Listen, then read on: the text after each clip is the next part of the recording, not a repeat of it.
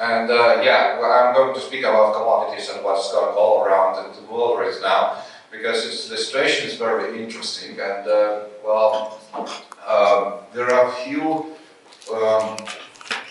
trends in the market that work in commodities in different way.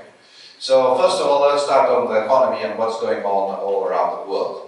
So a big table with big numbers. Here are top 12 economies in the world and major data about the economies. What are they? So, but I will try to navigate through this table and to stress the most important numbers that we have. So right now, the most interesting thing is jobless rate. You know, in the theory of the economy, the 5% of unemployment is a full employment, it's called. Because people are changing their work, they're traveling, they're not willing to work, etc., etc. And that's why the 5% is normal, full employment. What we have right now here, we have very nice numbers. US, 3.5. China, 5%. Euro area, 6.6. Of course, speaking about euro area, we have to stress that historically the employment level there was quite high. This is normal level because we have such countries like Spain, Italy, Greece, Portugal that have high numbers, and these numbers are increasing the whole total euro area employment. But then we have Japan 2.5, Germany 5.5, and United Kingdom 3.5. So what does it mean? This means that everyone in the world has a job if he is willing to work. And if he is willing to work, he's being paid for that. And so this means everyone has money. And this energy crisis that we had, it is very bad in numbers. These higher heating, electricity prices, etc., etc. But the jobless rate says that everyone has money that is capable to pay for the bills that were increased. So sometimes we are overreacting to this situation that people won't be able to pay the bills, there will be huge problems, etc., but we see that everyone has money and has a job. And this means that the increase in the bill, like 10, 20, 50 euros per month, does not kill the households at all. It is not comfortable for the households when the prices are increasing, but they can pay for that. Even here in Lithuania, for example, we are overreacting, I would say, to the prices of energy, electricity, gas, fuel, for example, especially with the fuel, because just 10 years ago, in 2012, the liter of the gas in the gas station cost €1.70. And right now, by coming here, I fill my car's tank at the same price at €6.70. So the price is the same. And by that time, the minimum wage increased by 3.5 times at the same rate as our local currency liters was converted into euros. So just 10 years ago, the minimum salary in Lithuania was 850 liters. Right now we have, well, the next year we will have 840 euros. And the rate of a fixed rate was 3.45. So 3.5 times. So the salaries increased 3.5 times and the gas cost the same price. So this means the capability to buy it is 3.5 times bigger rather than 10 years ago, just 10 years ago. And let's look again to the macro situation.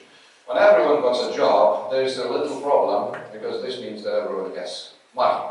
And this means the people that knows what to do with the money, they have money. And those who do not know what to do with the money also have.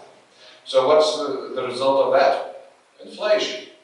Inflation is US 8%, Eurozone 10%, Germany 10%, United Kingdom an older number, just refreshed yesterday, but today saw that United Kingdom just announced that their inflation has risen to 10.1%.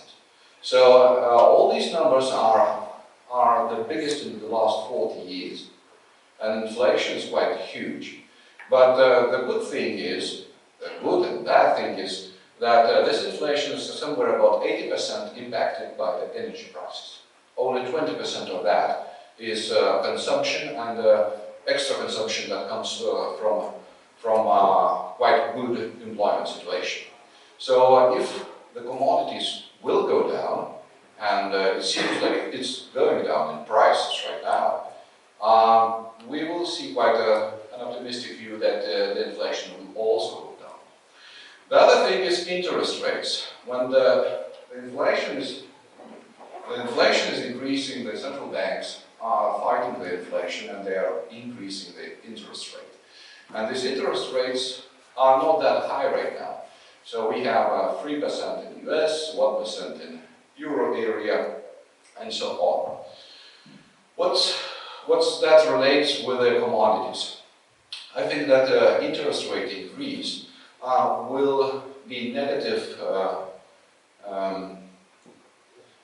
It will give a negative impact on the commodities prices. And that's why. The first thing is real estate. Real estate will be hammered by interest rates that will definitely increase in the near future.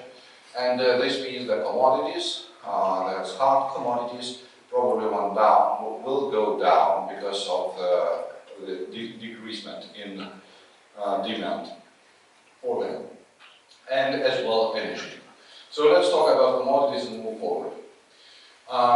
Yes, inflation, as I said, 40 years history, it was never that high, so this means that the central banks will need to implement bigger key rates on money. 40 years ago, the key rate for US dollar was 20%. This is something serious. That was. And this is not a good news for commodities, because if the rate will increase, the demand for the commodities will decrease. And this means there will be a pressure, and this pressure we can notice right now as well. The other thing is a negative impact on the commodities is business optimism. What you can see here on this table, it is Purchasing Manager Index, the index that shows how positive or negative are purchasing managers. If purchasing managers are positive, so this means the managers, shareholders are instructing their purchasing managers to buy commodities, to buy components, and this means the business is optimistic and it's going to sell. If everyone is going to sell, the market will be okay. If the purchasing managers are getting the information that we should wait for something, we should look at the market, how it's going to be, so there is going to be a pessimistic market on our hands. So this PMI index is renewed every month. You can check it on Google, just type in US PMI, Eurozone PMI, Germany PMI, whatever the market you are working in. Just don't type Baltic PMI or Lithuanian PMI, because there is no such data. But still, we can work with the global PMIs, and it is very easily readable. If it is above 50, so it's an expansion. If it is below 50, it's a decrease in optimism.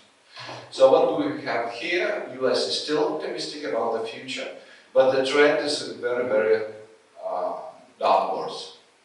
And if this index will pass the line of 50, we will have any problems in the market and in commodities as well. Because this means that the shareholders, the managers, are not instructing purchasing managers to buy something. If someone is not buying commodities or components, this means that in the next 6-8 months, the economy is going to shrink. So this is an index that shows us the future.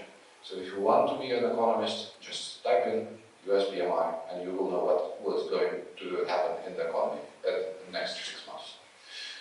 Eurozone is below water, below 50 right now. So there's a decrease, and these all articles that the economy is going into the recession are true, and Eurozone probably will get a recession in the next 6 months.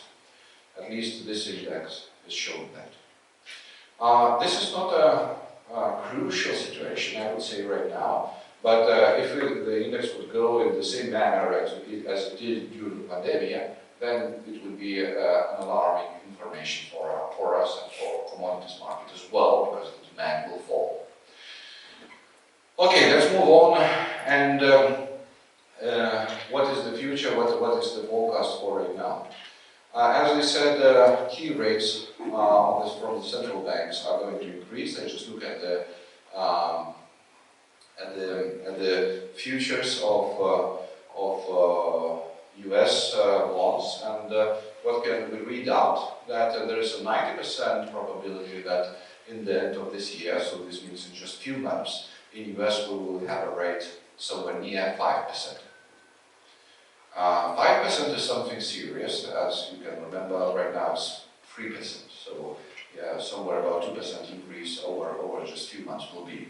So it will hammer the real estate market, and this means that demand for the commodities will decrease. Let's move on. What's going on in Europe? Euribor is increasing quite fastly. Right now we have 2%. The focus from my side is that next year, in 2023, in Eurozone, we will probably test the level of 4% or even 5% on euros. So the rates are going to be increased as well. As you know, Lithuanian inflation, something out of the space, almost 25% right now, but it will definitely go down.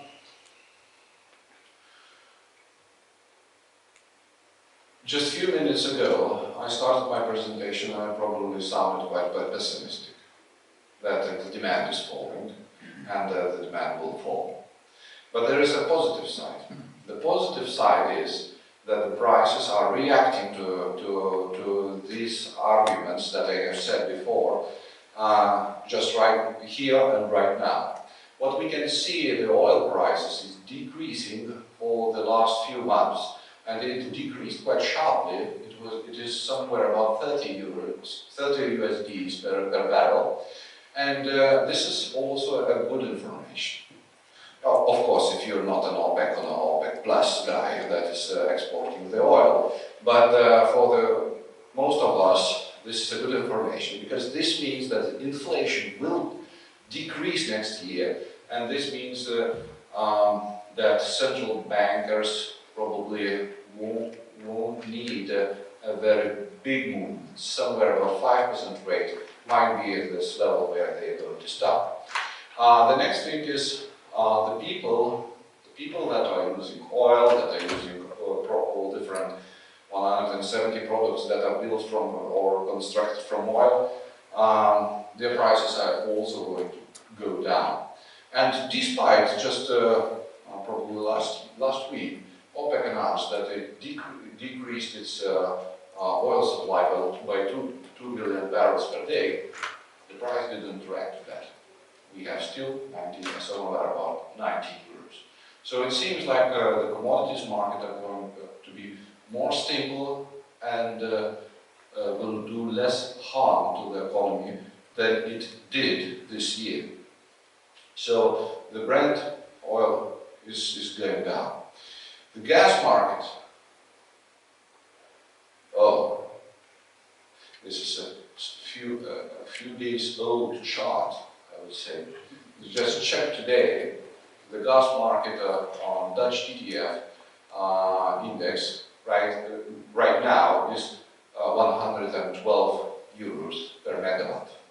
So you can see that in 1 week it decreased somewhere about 30%. Just in 1 week. So again, this is a good news, because this means, well, of course it depends on which side you are. If you're on the green energy side, this is not a very good news, because the motivation to invest into the green energy will shrink a bit. And the gas price probably will go down stably next year, as we see that Europe is making its way to live without Russian gas. Right now in the European Union we have only 7% of Russian gas in the market. And if the European Commission will succeed in saving from 5 to 10% of energy, so this means that the Russian gas can be excluded totally from the gas market. And when the market goes into the balance, probably the price for LNG gas, pipe gas from Norway and other countries will decrease, because still this price is abnormal.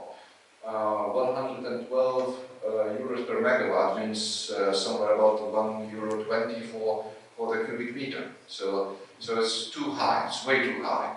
But there is a possibility that we will see energy price at least twice lower than we see today.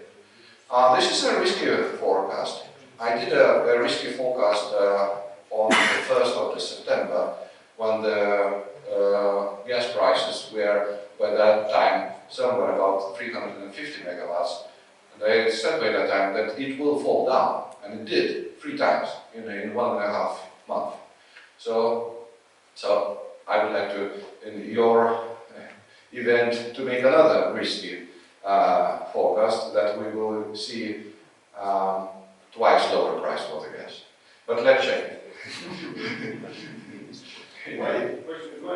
When after the winter. The key timing is the middle of the winter, when we will see how cold it is and what is the situation with the gas supply and gas reserves. So if it will be nice, not too cold winter, we will probably see a huge decrease in the energy prices. And again, this is good news for someone, and this is a bad news for renewables as well, because the motivation will fall. Everyone is right now on the hype, but this hype can be changed very fastly, because people don't like to be electricians and to take care about all the batteries, solar panels, accumulators, and that kind of stuff. If they can live comfortably with the gas, they will live with the gas. So this is again. Electricity, just check today, we have electricity in Baltics 174 per megawatt, where it was almost double just a month ago. So it seems like the autumn is bringing us much cheaper electricity right now, and all the disbalances between the countries are also shrunk very sharply, because Baltics were those who were paying like twice, 3 times more than other Western countries. Another thing, coal, a very interesting chart. I would say that this drop down in coal means that Europe is full of, all the reserves are full of gas, all the reserves of coal are also full and fulfilled, and that's why this was the price reaction to the fulfillment of the reserves. Other thing is correlation with electricity and gas as well. So we can see here also the price decrease, and probably we will also see here the return to some normal levels, I would say. Other commodities, I'm just finishing because I have just 2 minutes. So other commodities have returned to their historical medianas or historical levels. Let's look at lumber. Lumber price returned to the situation where it was in 2018. So not back to the before the war, but back to the level where it was before even the pandemic, when supply chains were damaged. So everything goes back to normal, and I feel that energy will also go to normal levels that we have seen before war, that we have seen before pandemic. So steel, the same. The level of 2018 or the level of 2012 even. So you can imagine, at least in Baltics, the revenue of the people and the companies increased in times, and the steel costs the same as it was 10 years ago. So again, the parallel that I wanted to show and to stress that probably the energy prices will also go there. This is everything